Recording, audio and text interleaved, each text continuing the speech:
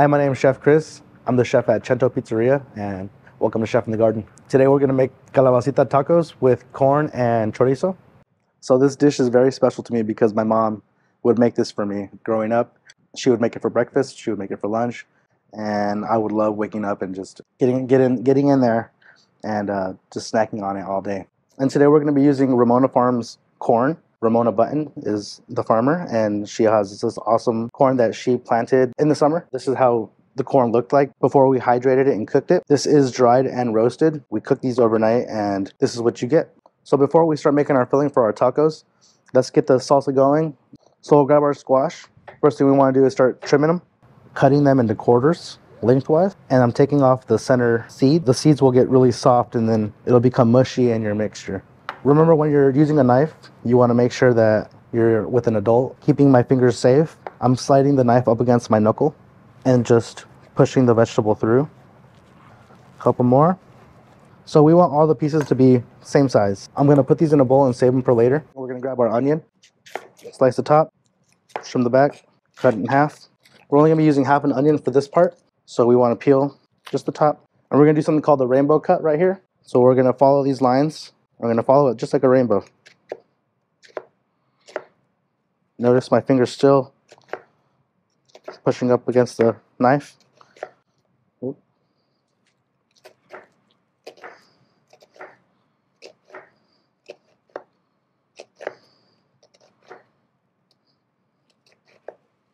All right, we're going to come around.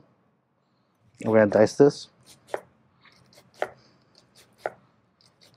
And just please be careful. If you're not confident with the knife, ask for help. It's okay. Next, we're going to chop up this garlic. We only need 2 cloves. Keep your fingers really tight. And then just cut as thin as you can. Then we'll put that in a bowl. So first thing, we're going to grab our onion. Cut that in half. Cut that half in half. So just half the onion. And then just add it to our pot. Then we're going to add our tomatillos. 2 serranos. If you're not down with the spice, maybe just 1. So we'll just fill this up with water. All right, so now we're gonna get this cooking. We're only gonna cook this until the tomatillos start getting tender. And before we go any further, let's talk to Mr. Pickle about how to plant the corn. Okay, kids, you've got in the pack, you have some soil, a container, and some seeds. I'm going to talk to you about how to plant these. So take your soil, and you're going to fill your black container up here with the soil. There you go. And then you've got some corn seeds that you can plant in here. And what I want you to do is take these seeds and just put them in a little triangle shape in here. Put all 3 in. And I think the easiest way for you to plant these is going to be to push them down with a pencil. Here's the pencil. I've marked 1.5 inches on the pencil. I'm going to take the pencil and just push them down to that depth of that line right there. So I'm just pushing the seed in, and that's it. Then you're going to wet this soil, and then probably in a couple of weeks, this seedlings are going to be kind of tall, and they might look a little bit like this. And when they get big enough, and I want you to separate those plants that survive this, and I want you to put them in a place in your garden or in a pot. But these plants are going to get pretty tall, so they need to have some place big to go into. And then water it good, and hopefully you'll have some corn. Chef, back to you. Thanks, Mr. Pickle. Next up, we're going to start preparing our calabacitas. Add a little olive oil. We'll let that warm up. Once that oil is hot, we'll add our calabazas. We're going to let this cook for about 2 minutes. After a couple minutes, we're going to add our onions, our garlic. We'll toss it around. And if you're not comfortable tossing and flipping, you can always use a spoon. We're just going to cook that until the onions get translucent.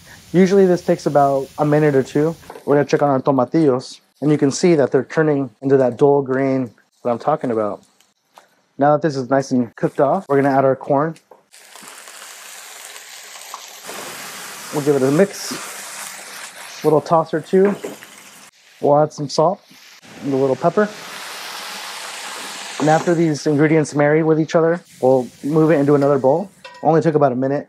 Now we're going to add the chorizo. For this next part, you will need a spoon.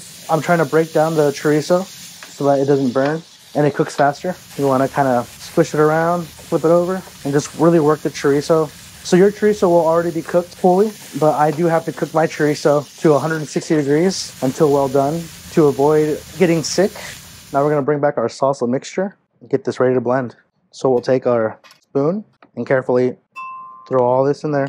Notice that the tomatoes are not as green as they were. And then if you want, you can add a little bit of water. We will add 2 cloves of raw garlic and a bunch of cilantro. I just took the stems off of them, putting them in there. We'll add our salt, generous amount, and pepper, not too much. And we always want to keep in mind that our recipe is calling for a hot mixture. So whenever you're blending anything hot, you want to start off with the top on, lid open to let the steam out, towel on the top, and very slow and low.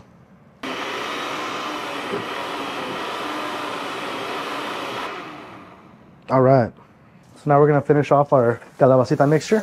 We're going to add our vegetables in here and combine everything.